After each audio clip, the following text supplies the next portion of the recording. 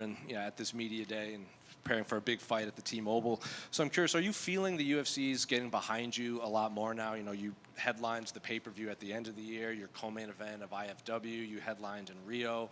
It seems like when they need these fights for these big cards, you're one of the guys that they seem to call. So are you feeling the UFC machine behind you more?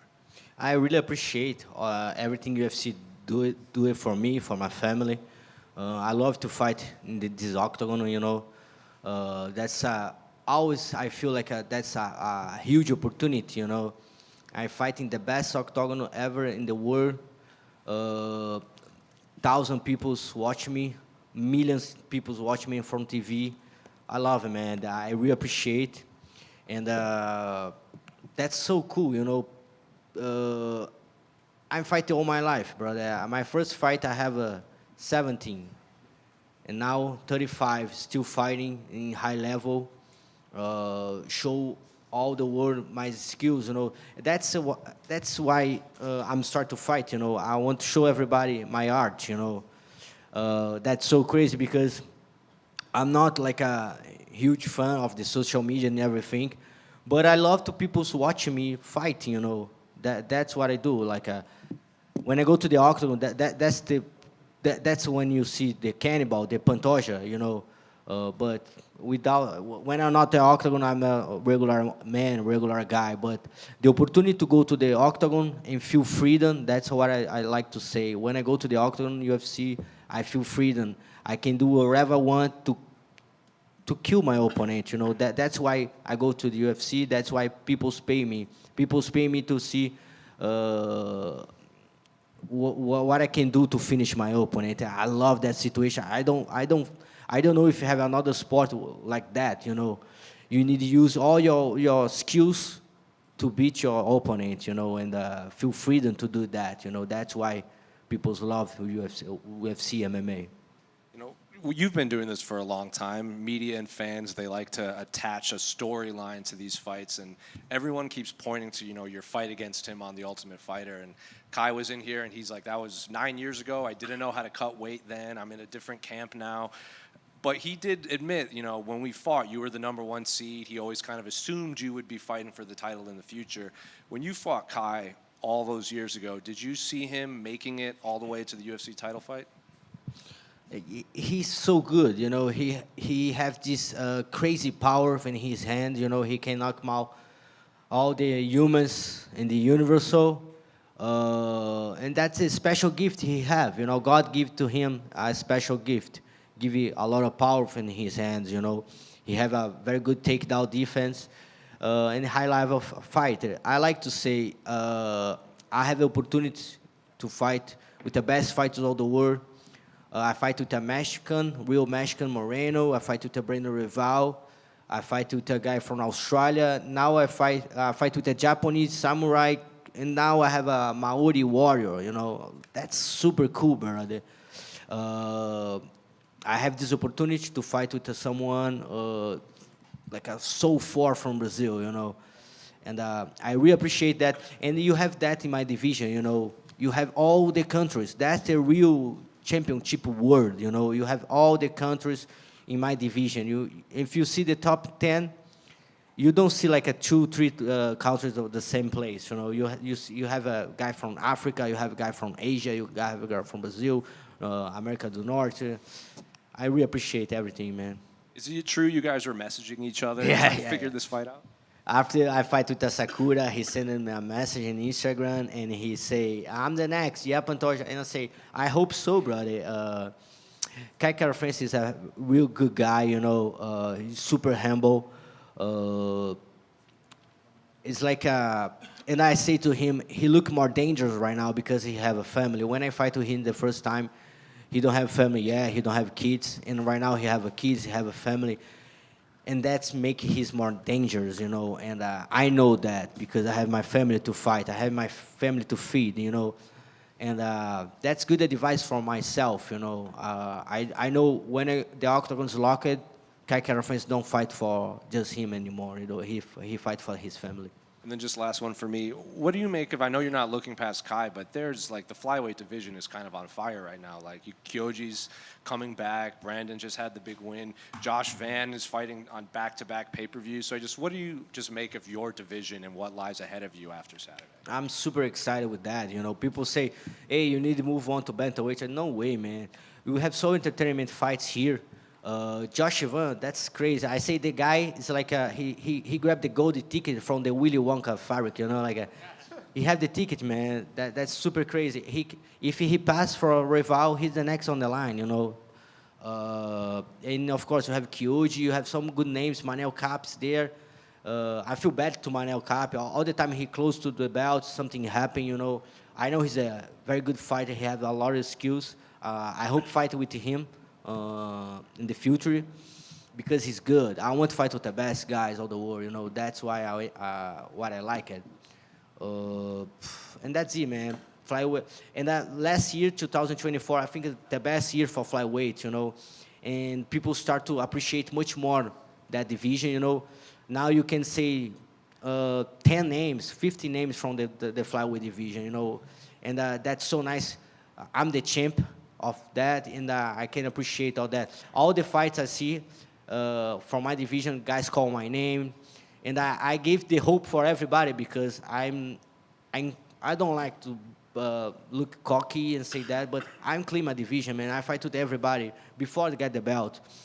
And now everybody think he have a chance to fight, Everybody have hope. Hey, maybe I'm next. Maybe I fight with the guy number top 10, Sagi.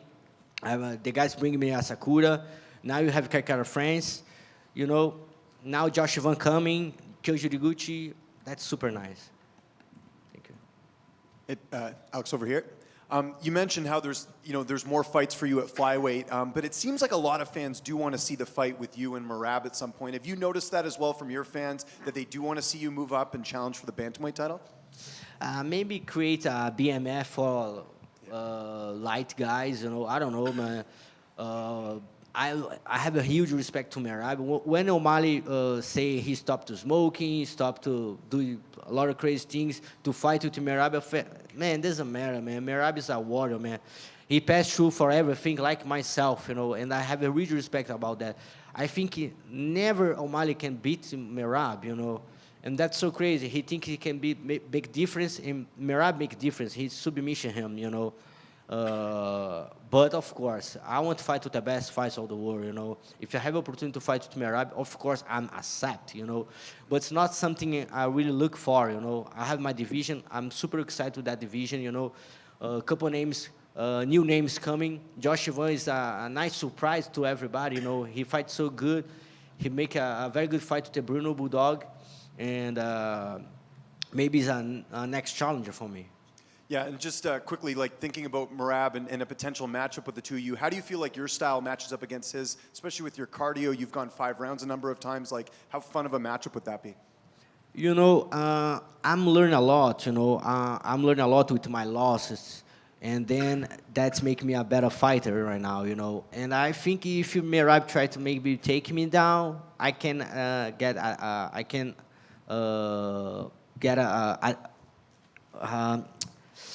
I can use that, I can use my grappling. I have a very good jiu-jitsu. I have strong guys in my in the America top 10. I have very good bantamweights in my in America top 10, and I can make a very good training camp for him, But of course, to go to 135, I need to get more pounds and everything, and I don't look for that right now. I have my division to protect, to defend. And I love to watch my division fight. Super entertainment fights, best cardio in the UFC. In that division, you need to be good in all the situations, striking, grappler, and I love to fight in flyweight division. And just last one for me, who do you think wins that fight with Brandon Royval and Joshua Van? I know you're really praising Van here. You fought Royval. How do you see that fight playing out on Saturday? That's a very interesting fight, People maybe don't know, but Royval have amazing skills in striking too, And Josh is I don't know if he have a challenger like that, He have the opportunity to fight with the #1 contender, And I really appreciate to watch that fight. Of course, when the fights happen, I'm the locker room, maybe make my warm up, and I don't know, man. Both guys have super chance. Josh Ivan show amazing takedown defense with everybody, and maybe you're gonna see a different fight. You know, maybe Brandon Royval need to make a stand up with Josh Ivan. I don't can appoint anyone. I just appreciate to watch one fight like that. You know. Over here. Champ, your longtime teammate, Dustin Poirier, he retires next month. What's your best memory with Dustin Poirier? Man, I think in the gym, you know, see he's working. I really appreciate because he training so hard for that fight right now, you know. It's like he have people say last dance. I don't like to feel that last dance and that, but he training a lot right now, you know. I make my camp, and he trained before me, you know. He in the gym for like 2 months, 3 months. I never see Dustin train like that for one fight. And I know 100% that's going to be the best version from Dustin Poirier. Maybe he think it's different to retire, you know. Maybe after that fight, he on fire, man. And see he training. We live close to the Coconut Creek in Florida. And I drive my car to go to my house, and I see Dustin running like a crazy, you know, in the street, you know.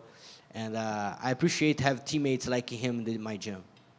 That's a legend. And one more question about another legend. You and Jose Aldo, you both won together at UFC 301. What did you make of his retirement?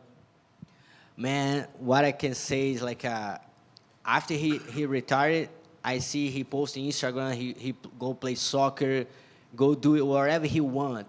And then I realized that's super cool. The guy's, he's come from the poor city in Manaus, Brazil, and now he got the top of the world. He got some $1 million, and now he retired. He can do whatever he wants, you know. That's super cool to imagine, you know, because I don't fight, of course, when I go to the octagon's locked, I fight to myself, you know. That's what I do. That's my job, and I love to do that. But behind that, you have so much responsibility, you know. You need to wake up every day, not just because yourself. You need to go training because you have your family, your teammates, your coaches, and everybody expect that about you. So much responsibility. And then when you retire, man, you can do whatever you want, you know. I feel that's so amazing. And see Aldo enjoy his life right now. He can do whatever he wants. He go to Disney, he go play soccer. That's amazing. Aquí, Alexandre, podemos hablar portuñol un momentico. Tú hablabas de 35 años de pelear con tu familia, viendo tu carrera, tu vida, aquel joven que hasta hizo Uber en el sur de Florida. ¿Cómo lo ves tú? ¿Cómo lo vives? ¿Cómo lo sientes ahora que eres campeón coestelar, un gran evento, UFCs? ¿Cómo lo vives? Proud, you know. Tenho muito orgulho de tudo que fizeste. Tenho muito orgulho de aonde eu cheguei. Acho que a maior palavra que eu posso falar, eu tenho muito orgulho de olhar no espelho e ver o homem que eu me tornei, ver o pai de família que eu sou, o marido, o pai do Cauã e do Nicolas, todo o sacrifício que eu tive que fazer. Eu fiquei longe da minha família por muito tempo, e ver hoje que minha família acabou de chegar aqui, meus filhos, minha esposa, estão lá no quarto me esperando. Então, é inimaginável, né? Eu ainda acordo todo dia e me espanto em ver que eu sou campeão do UFC, sabe? Parece que é algo novo sempre para mim. E só que, em paralelo a isso, eu quero muito mais, cara. Eu acho que eu tenho uma vontade dentro de mim, sabe, insensável. Eu venho de uma cidade muito bonita chamada Arraial do Cabo, onde a gente tem um pôr do sol mais lindo do mundo. E eu nem lembro a última vez que eu vi um pôr do sol, porque eu estou trabalhando muito duro para conquistar as coisas que eu tenho hoje e as coisas que eu quero conquistar ainda no futuro. Então, eu tenho muito orgulho de mim. E a pelea principal, Oliveira, Topuria, Oliveira, como la ves? Topuria é um dos meus lutadores favoritos, mas Charles é um ícone para o Brasil. É um cara que eu admiro muito, tudo que ele fez, a trajetória dele, o que ele representa para o Brasil. Então, eu tenho certeza, sem sombra de dúvida, que o Charles vai levantar esse cinturão no sábado. Muchas gracias. Pantoja, just here, I think you may have said it there, but how do you think Charles does against Ilia Topuria? Yeah, just say Topuria is one of my favorite fighters. I think I don't say that for a lot of people, but when I see Topuria, I think 2 years ago, I say, man, you crazy, man. Like I'm a big fan. And now see him fight with Charles. Charles is a legend in Brazil. He's an icon from everybody in Brazil to how to you win your life, You come from favela in Brazil, come the hood with a poor place, and then he not just changed his life, he changed the life of his community, If you see Charles have like 20 people with him right now, he bring all the people with him, give opportunity to everybody, and that's so nice to see, It's not just about his life, he changed all his circle, And I see Charles can finish that fight. Thank you. Thank you. Hello, champ. The next day after the fight, your team Flamengo is playing Bayern Munich in Miami. So will you be in time for that game? And what's your prediction on the winner of the World Cup? Yeah, that's super nice. Have Flamengo player in the Mundial soccer. I love to watch. I watch all the games. My wife and I give to my father-in-law tickets to go to the game because we can make it. And that's a birthday present for him and his wife, my mother-in-law. And man, if Flamengo go to the finals, I go follow Flamengo in the finals. I think we have a very good team to that competition, and we can win the game. I support Flamengo. Maybe 2-1, maybe 2-0. Flamengo have a very good team. That's super nice. I don't know if everybody know about soccer, but that's nice seeing that competition, European teams, billionaire teams, play with small teams in Brazil, and Brazil still won. We won all the games. Super nice, and I'm with Flamengo. Let's go. Obrigado. Good luck. Thank you. Pantoja, I was wondering, with the UFC bringing in Kyoji Horiguchi, it feels like, Pantoja's beaten so many guys, we want to make an effort to bring in more flyweights for him. But is it awkward? Because obviously he's also an American top team guy. Have you guys talked about this at the gym? Kyoji helped me to get this belt. If I don't have Kyoji Horiguchi, I don't know if I can go to this high level, Kyoji me push every day, man. If I have a bad day, Kyoji gonna beat me in the gym, and I really appreciate having a guy like him. And I really hope hold this belt and wait Kyoji Horiguchi, because when I train with him in the gym, I not can hurt him. But in the octagon, when it's real, I'm gonna hurt him so bad. I did also want to ask, what is the mood like at ATT? Obviously, you've been the champion there for a minute, but now the team has 2 belts with Kayla Harrison winning. Just wondering, what's that like, the energy at the gym right now? Man, if you go to America Top Team, if you step in that gym, you can smell the victory, You smell all the sacrifice. We have 100 professional fights every day in the gym. See Kayla Harrison take this belt, man. That's so good, She trains so hard. She's such an inspiration for everyone, And yeah, man, you have a best gym of the world. That's super cool. You train with these high-level partners. And I say in my gym, man, everybody's so obsessed to the success, Everybody trains so hard every day. That's crazy, man. And that situation, everybody's obsessed all the time, You see guys training 3 to 4 times every day. In the same situation, you have Kayla Harrison, you have Pantoja, you have guys like Victor Diaz, one of my teammates. He followed his dream. He go to the gym. He's one of more training in the gym, and after the training he go working. He teaches jiu-jitsu class. He working another job and back to the gym to training. You have all inspiration, You have Kayla Harrison doing sacrifice, and you have this guy, Vitor Diaz, training every day and working, you know, that's a lot, man. I really appreciate have a part of the team. I just say all the time I see the guy, Dan Lambert, and I think everybody like MMA needs like a be grateful to have Dan Lambert, you know, and everything he does for with the America top team. Thank you. Thank you. Thank you, guys. Appreciate it.